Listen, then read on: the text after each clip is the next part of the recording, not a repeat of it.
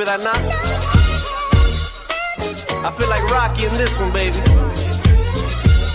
Let's go. Alright, check it. Blast from the past, back from the future. So if I pull the trigger in the past, you know you and your future. I'm still hustling, still hugging the block. The referee to the shit, I'm still calling them shots. I can't be stopped, that's what I told you. I'm living my life like a box of Crayolas. I'm cutting up white, smoking that green. Purple color pens, I'm still making this cream. I'm so sick, check my throat quick. My wrist light up a room like a handful of glow stick. I'm like spoiled milk, the kid's gone bad. Then it's the minutes my pen touches the pad.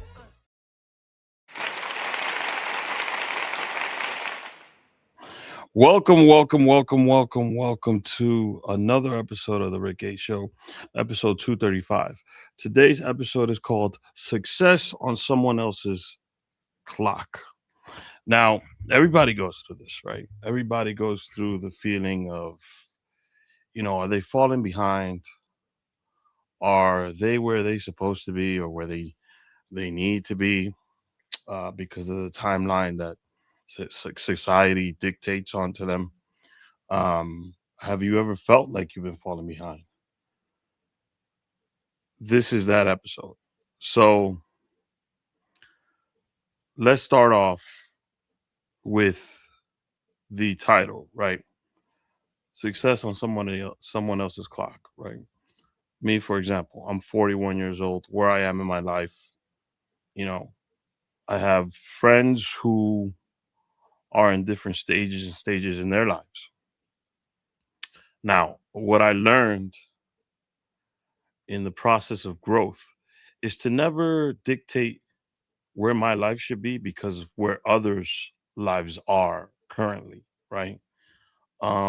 First, I needed to define what success meant to me, and I needed to define what happiness meant to me.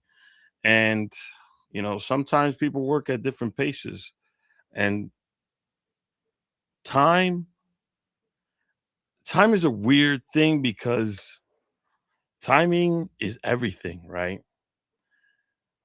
You could get an excellent opportunity, but it'd be the wrong time or the wrong timing for it.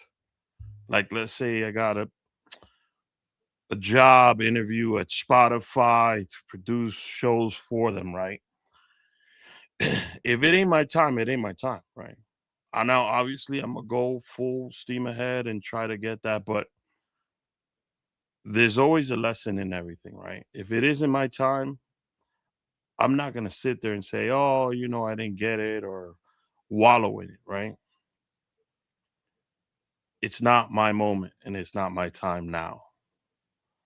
That's how I view it, right?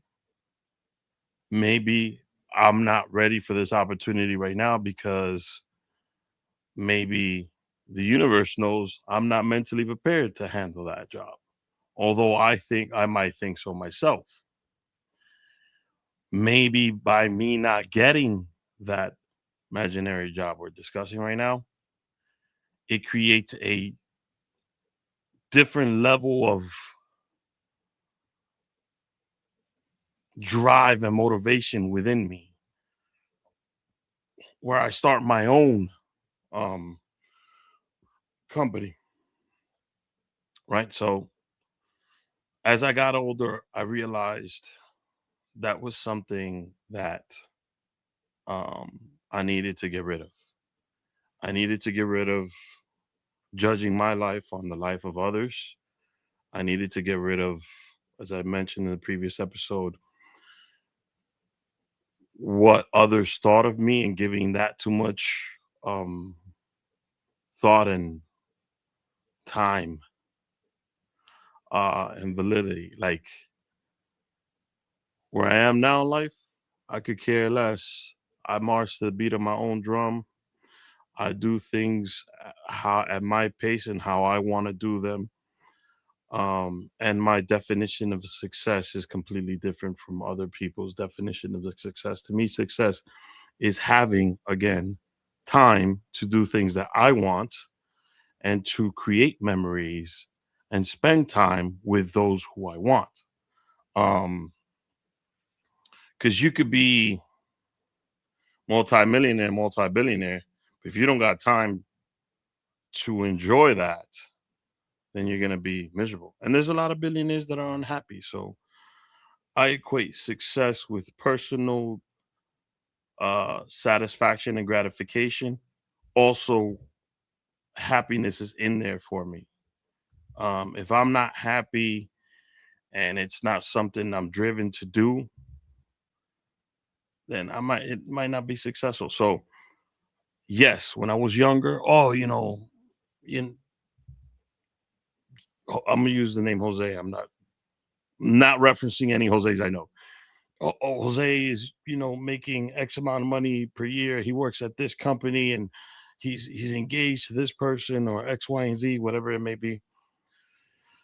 That's Jose's timeline. That's his road. That's his path. Mine wasn't like that.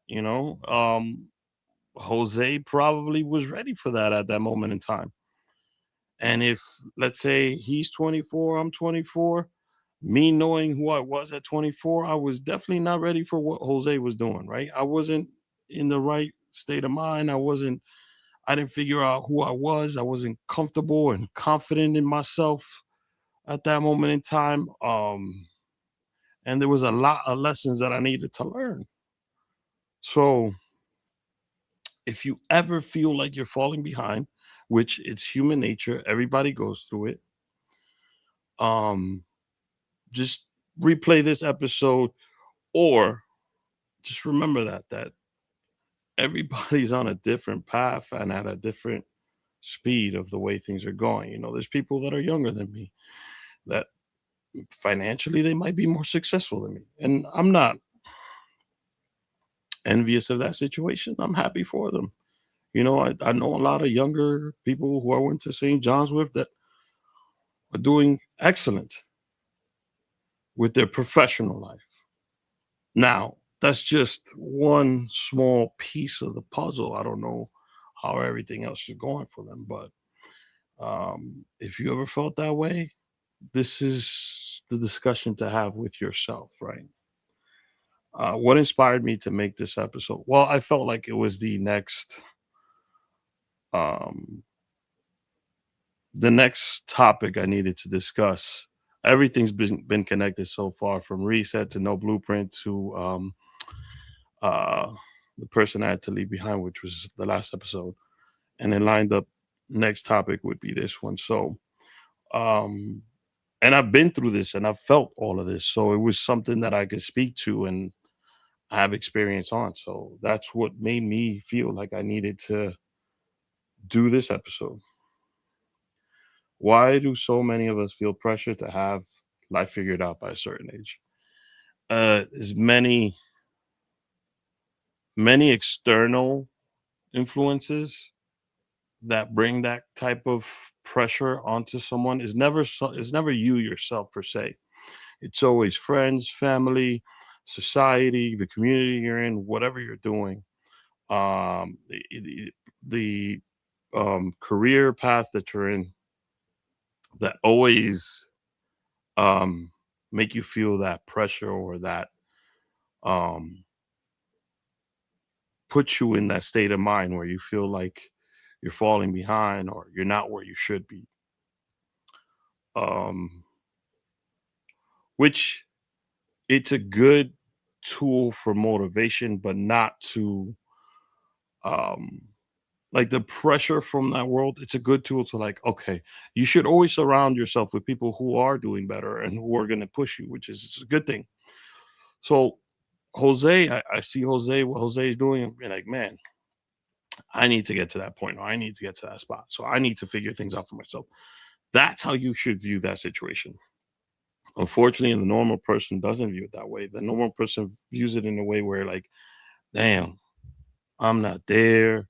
And then they go into this pitfall of thoughts in their mind that could lead into depression and could lead into um, doubt in yourself. It could lead into deterioration of your self worth. Could lead into a lot of things. But hopefully, you have someone in your circle that could pull you to the side and say, "Hey, Just because that person is where they are doesn't mean you need to be at that point. Maybe you are not ready to be at that point. So that's where we get that external pressure from. Who created the timeline, and how do you measure it? I mean, I feel like each generation has a different expectation for um every other generation. Like my generation, we got married in our later years, we had kids in our later years. Generation before me did it, they did it earlier. um it just depends on the expectations from the previous generation and how the next generation deals with it and handles it, right? That's where those timelines come about. And what does success mean to you today compared to before? To me, before, success was you know success, a lot of people tie it to money. They tie it to you know some tie it to materialistic things. For me personally, I feel like success is that you have a career that you're passionate about and you're working hard at, and you try to win every day, and you try to improve every day. Success also means that you are happy with yourself and you're comfortable and confident in yourself. Success means that you have people around you who love you, support you, and push you. Um, and success is also measured by you. Like you need to constantly, in your mind, be thinking, okay, I tackled this goal. What's the next goal? What's the next goal? And there's two sets of goal. There's the end game goal, and then there's a journey. And in the journey, there should be small goals in between that you're trying to accomplish and meet. And that's in your personal and your professional life. So that's how I measure it. Other people might have a different definition on how they measure it and how they view it, but that's just my interpretation of it. So if you agree with me, you do. If you don't, it is what it is. Uh, have there been moments? This is all about career at this moment in time. Has there been moments? Um, I'm sorry. Let me respond.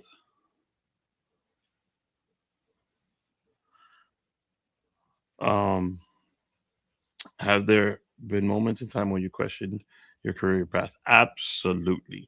And I don't think if you're, I think that if you're questioning your career path, that means you're evaluating what you're doing for a living and if you're happy. And that's a good thing. Now, if you're constantly questioning it, then maybe there's something that's missing out of that equation. But as far as career, you got to be doing something you love, something you're passionate about, something you're going to work extremely hard at. Because if you do those first three things, then financially you should be fine and you'll get there. And if you're doing something like you're an entrepreneur, you're starting something out, be ready to sacrifice. People say 5 years. I say it's more like 7 years of your life to what you're doing, and put that time and that work into whatever it is that you're gonna set out to do. Um, but absolutely, like if you're questioning your career path, that means you're evaluating where you are professionally. And if you find that you're doing something that you love, but the surroundings ain't it, then that means you're on the right spot. You just in the wrong place, right? If you're the surroundings ain't it and what you're doing in it, then that means what you're working in is not the field for you. And maybe you should do some soul searching and figure out what it is that you're passionate about. I mean, the key to life when it comes to professionally, like a job or a career, is to do something that you love, that you can make a living out of, right? um and don't be scared to want to be, like if you want to make shoes for a living, Don't be scared to, I want this to be a multi-million dollar or multi-billion dollar company. Not to say that those who think like, okay, I'm making X amount of money a year, I'm good, I'm content, is a bad thing.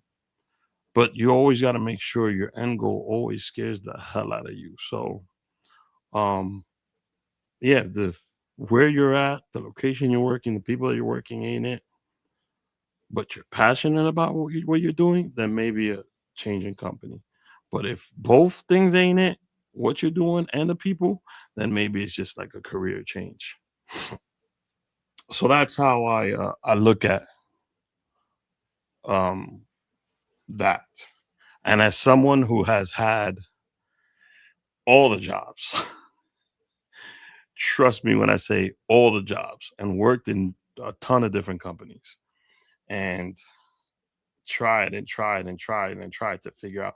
At first, when you're young, you're gonna try to fulfill the expectations of others and the ones that others put onto you, right? When you're growing up, usually your parents want you to be something specific, like a lawyer, doctor, policeman, whatever it is, and you make an attempt to that. But if you're really not, if your heart is not in that, then that is not for you, right? Obviously, you're also gonna go for things that like I wanted to play for the Knicks, but that takes a certain amount of skill and talent that I did not possess in size. So I tried to pursue that, and obviously that's not going to work. So it's a process of figuring yourself out, figuring out what you love and what you're passionate about. Now, I couldn't play for the Knicks, but I am very damn passionate about my Knicks, and I could write and produce a show, and I could do media stuff about the Knicks and still be involved in a passion. So it doesn't necessarily mean that that's the end of the dream, right? If you wanted to be a baseball player, shout out to my cousin Emmanuel, who's a great example of this. Emmanuel is knowledgeable, passionate, and is just a student of the game of baseball. And his first dream was to be a major league baseball player and have a Hall of Fame career and all that comes with it. And he was pretty good. But then his other dream was to be inside a organization where he worked in baseball operations, and he was involved in the game still, but in another aspect. So just because you're not the star, you could be a producer, director, or writer. Same thing with acting. If you're not a talented actor, but you're a great videographer or a great audio guy or a great writer, or your ideas are amazing, that does not mean you cannot be involved in the career path that you want to be in, right? If you do not possess a certain skill, but you're passionate about something, you got to figure out where you're going to make your mark and where you're going to fit in. And that's how I came up with the podcast, right? Although I love where I work and who I work with, I still had some other, passions, especially for media. When I was in college, I was involved with the radio, I was involved with the media board. And that's always something I wanted to get back to. And I have a career, but this is something I also could have did on the side, did on my own, and I didn't need any backing, and I could make a career out of it. Now, in the 8, 9 years I've been podcasting, this has opened so many doors for me and so many opportunities for me that I'd be foolish to stop doing it. So I feel blessed to be able to have a career where I can maintain a living and provide, and also have a separate career at the same time. So if you're not a talented athlete, and I'm saying athlete because everybody wants to be an athlete, an actor, or famous. If you just want to be famous, then that's I don't know what to tell you. I mean, there's roads to that. There's, excuse me, other things you can do. But if you're specific about something, like I specifically am passionate about sports and certain teams. Um, there's people that just want to be famous. You can be famous for the wrong things, but that's not being specific or like narrowing down exactly what you wanted to do. Um, so yeah, it's a lot of reflection and thinking. But I feel like once you hit a groove and you figure things out, which, believe it or not, is not the hard part. The hard part is the work you got to put in. You know, those 5, 7, 8 years you got to put into that career, right? A lot of friends of mine are stand-up comedians, and a lot of them are now starting to get recognized and they're becoming very famous. But I know what it took to get there, and it literally took, years of open mics, years of no's, years of rejections, practicing and honing their skills in their craft, learning crowd work, learning the crowd that you're catering to, tailoring how to figuring out how to tailor jokes to where you are and who you're telling those jokes to. So it's not an easy thing, but those are the first two dominoes that need to fall for you. And I guarantee you, when you're on the journey, there's going to be times where you're going to feel like you want to quit. But if you don't quit and you keep pushing through it, you'll be able to see the fruits of your labor. It's just things, nothing comes easy in this world. And anything that's worth something is going to take time, dedication, and hard work. And it might sound very cliche, but that is absolutely 100% true, right? There are like special occasions where someone is just naturally talented, naturally given. That happens once in a generational athlete or whatever. Those things do happen. But for the most of us, where you're going through these motions, where you're trying to figure out what's your career, what success mean to you, and where you should be, and at when you should be at whatever certain point it is, it really depends on you. If you have figured yourself out first, and who you are and what makes you happy and what you want to dedicate your time to. And when I mean happy, I don't mean like you do things a couple times and you're like, oh, you have a good time. excuse excuse me. You're having a good time doing this. No, I mean like you enjoy and you have a passion for it. And when I say a passion, right? And here's the competitive side of me. I've been doing this for a while, right? I know I'm not the number one and I'm not the greatest, but I'm telling you, that's in my mind, that's what I work for. To one day be able to say, and I've won awards, I'm the best to ever do this. And that is my drive. And that is why I read books, I study, I learn applications, I watch my peers on how they do things, I absorb the information. Um, and then I figure how to make things my own and do things in my own way, in my at my own time, at my own pace. And I don't try to do things because other people are doing them. I do things that I want to talk about and produce and write for, right? When I first created the show, I've said this on the first episode of Reset.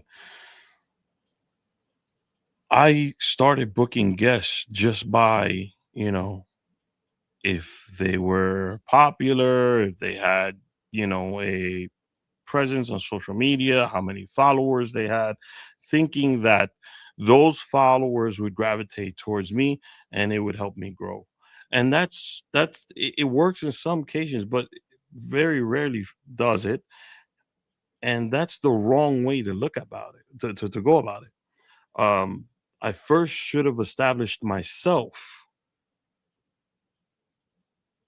and it created my audience and figured out my whole thing and then start collaborating with others. Now, that that was my road. My road was to start the way I started, do it the way I did it, and learn the lessons that I've learned. And now I feel where I am at right now. All of that has prepared me for this moment, this year, this time, and my next 3 or 4 year run that I'm about to go on. So, in summation, success shouldn't be on somebody else's clock.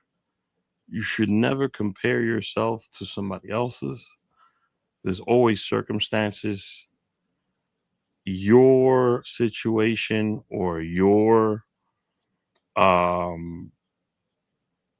surroundings might not be the same as that person. That person might have had advantages or disadvantages that you didn't have, and that's fine. But success to me begins and starts with you learning who you are, figuring out what you want to do, and then coming up with a game plan on how to get it done. So that's what it means to me. And you got to get rid of comparing yourself to others. And the second thing would be caring what others' opinions are. So if you can do that, you'll be fine. And you'll start to see a change and a shift in energy. And those who will support you will support you. Those who will be around will be around.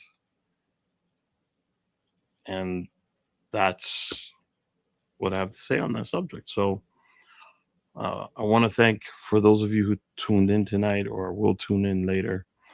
I appreciate it. I want you guys to engage with me. So if you want, you can send me an email, send me a DM. You can follow me at The Rick H Show or at It's Rick H on Instagram. The email for the show is therichshow@gmail.com.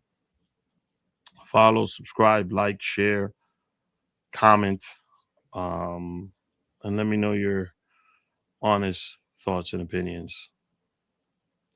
Tomorrow, catch us live at 9 for the 50th episode of the 2 a.m. crew. I want to wish you all a good night. God bless, and we'll see you all next week.